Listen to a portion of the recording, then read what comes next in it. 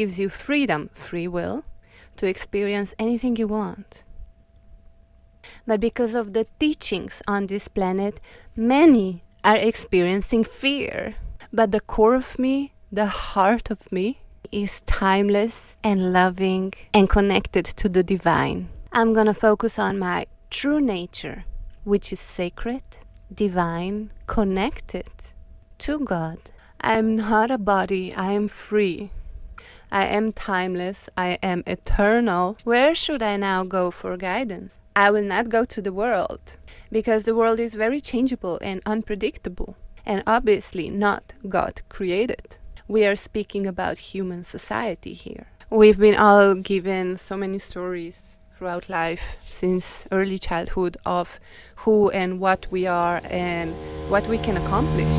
Come down, calling your soul. I said, come down, calling your soul. You are God created. Anything that you make based on your conditioned teachings, and by the word make, I mean using your human, logical, intellectual, physical ability to make something or bring it to you. Those things can be seen to be threatened. Hi! They are not real in that sense. They are not real because they are not God created. God did not create your house. House you are living in is an idea in a human mind. Humans got bricks and all kinds of stuff to build that house. The point is that they made it from their physical ego minds. This is not the judgment. Human ingenuity is great. Creativity and masterful genius use of intelligence. But let's not mistake something we've made with what is God created. God's creations are changeless and timeless, and they always will be. And there is part of us that understands this since we were little children. It's been with us since birth. But of course, most people do not remember. Some do. There are beings who remember being in utero in mama's tummy, feeling things and thinking things, and they remember. But not all of people can.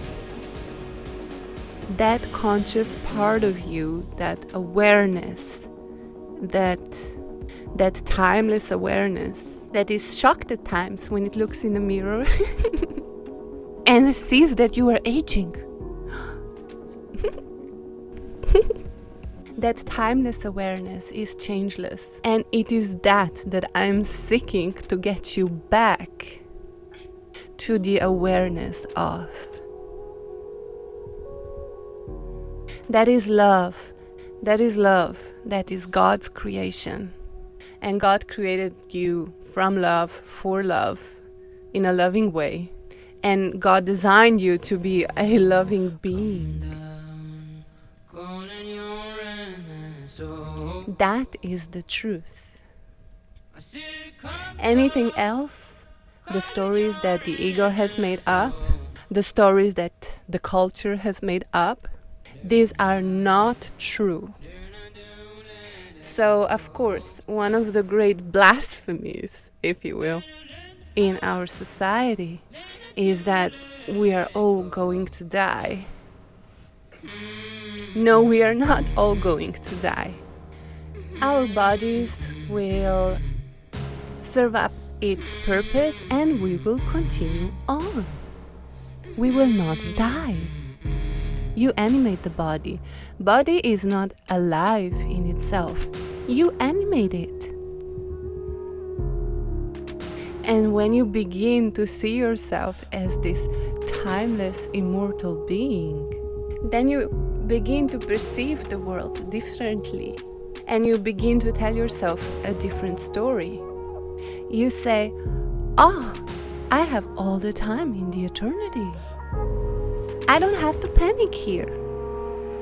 If I don't get something accomplished in this lifetime, then there will be other lifetimes where I will have this opportunity to experience what I want to experience or accomplish certain things. The other thing it does is it gets you connecting to spirit, because you say, I'm not a body, I am free, I am timeless, I am eternal. Where should I now go for guidance? I will not go to the world, because the world is very changeable and unpredictable, and obviously not God created. We are speaking about human society here. What I would like you to understand is that your understanding of your true nature as this timeless awareness, it makes you begin to be focusing on the right things and telling yourself the right story. We've been all given so many stories throughout life since early childhood of who and what we are and what we can accomplish, how to survive, how our body works, all of these things, how God works, how the devil works, what is valuable, what is not valuable.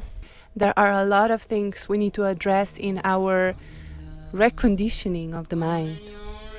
But it is focusing on the real rather on the unreal that will give us a certain and stable foundation from which we can learn more and more.